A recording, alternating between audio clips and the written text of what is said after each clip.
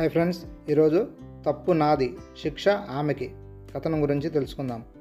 అబద్ధం అనేది ఈ ప్రపంచంలో ప్రతి మనిషి తన జీవితంలో ఏదో ఒక విషయంలో చెప్తాడు. కానీ అబద్ధం చెప్పడం వలన అనర్థాలు కూడా చాలానే ఉన్నాయి. అందుకే అబద్ధం చెప్పి అన్ని అనర్థాలకు కారణమయ్యే బదులు నిజం చెప్పి సంతోషంగా ఉండడం ఉత్తమం. అబద్ధం మనం చెప్పిన ఆ ఒక్క క్షణం ప్రశాంతతనిస్తుంది, కానీ నిజం చెప్పడానికి కష్టమైనా అది మనకి జీవితాంతం ప్రశాంతతనిస్తుంది.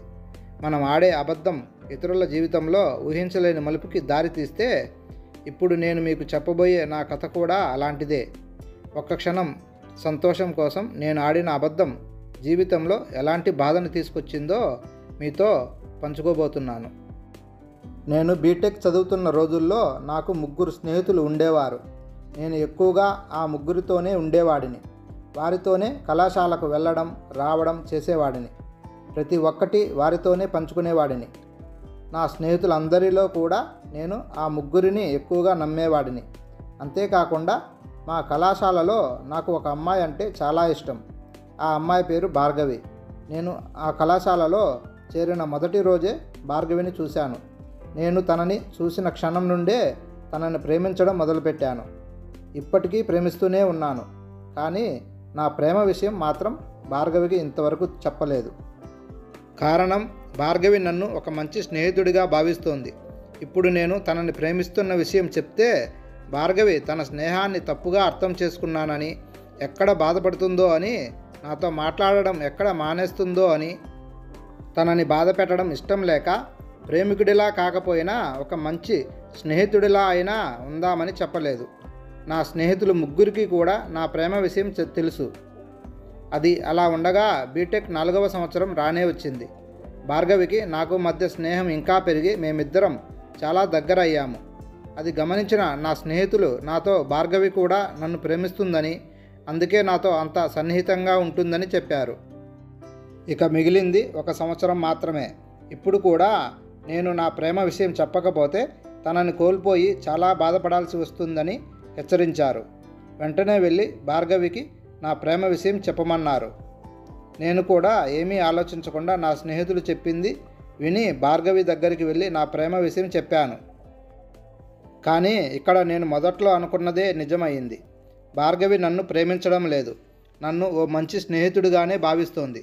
ఇక చేసేదేమీ లేక తిరిగి నా స్నేహితుల దగ్గరికి వచ్చాను. అప్పటికి నా స్నేహితులు భార్గవి కూడా నన్ను ప్రేమిస్తుంది అనే నమ్మకంతోనే ఉన్నారు. వారికి భార్గవి నన్ను ప్రేమించడం లేదని చెప్పలేక, చెప్తే స్నేహితుల ముందు నా పరువు పోతుందేమో అని ఆలోచించి వారికి భార్గవి కూడా నన్ను ప్రేమిస్తుంది అని ఆ ఒక్క క్షణం సంతోషం ప్రశాంతత కోసం అబద్ధం చెప్పాను. ఇక మా ప్రేమ విషయం నా స్నేహితుల ద్వారా కళాశాల మొత్తం తెలిసింది.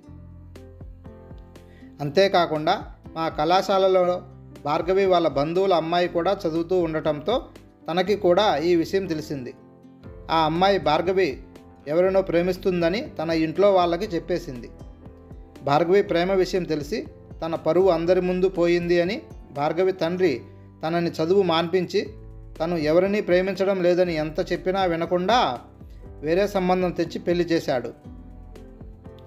కానీ ఈ విషయాలు ఏవీ కూడా అప్పటికీ నాకు తెలియవు. నేను నా బీటెక్ పూర్తి చేసుకుని భార్గవి ఎలాగో నన్ను ప్రేమించడం లేదు కదా అని తనని మెల్లమెల్లగా మర్చిపోతూ జీవితంలో పైకి ఎదగాలని ఒక మంచి ఉద్యోగం చేస్తూ బెంగళూరులో స్థిరపడ్డాను. కొన్నాళ్లకు నా తల్లిదండ్రులు ఒక మంచి సంబంధం తెచ్చి నాకు పెళ్లి చేశారు. ఆ అమ్మాయి చాలా మంచిది. నేను తనతో సంతోషంగా నా జీవితాన్ని గడుపుతున్నాను. ఇది ఇలా ఉండగా ఒకరోజు భార్గవి భర్త తాగి వాహనం నడపడం వలన ప్రమాదం జరిగి చనిపోయాడు.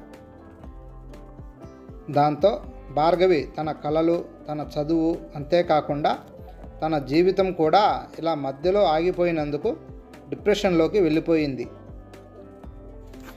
ఈ విషయాలన్నీ నేను ఆఫీస్ పని మీద హైదరాబాద్ వెళ్ళినప్పుడు నా స్నేహితులని కలిస్తే వాళ్ళు జరిగిందంతా చెప్పారు.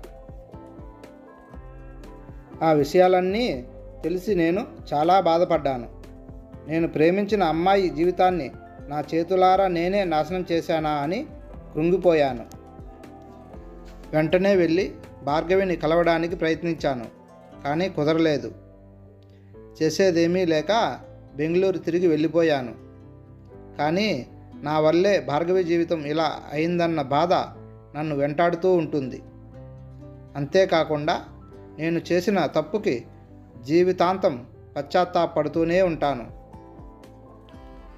ఇలా నా జీవితంలో నేను క్షణకాల సంతోషం, ప్రశాంతత కోసం చెప్పిన అబద్ధం మరొకరి జీవితంతో ఆడుకోవడమే కాకుండా జీవితాంతం భరించలేని బాధని కూడా నాకు ఇచ్చింది. మనం మన జీవితంలో అబద్ధం ఆడాల్సి వస్తే అది 10 మందికి ఉపయోగపడేలా ఉండాలి, కానీ మరొకరి జీవితంతో ఆడుకునేలా మాత్రం ఉండకూడదు. హాయ్ ఫ్రెండ్స్, ఈ కథ మీకు నచ్చినట్లయితే please like and subscribe friends.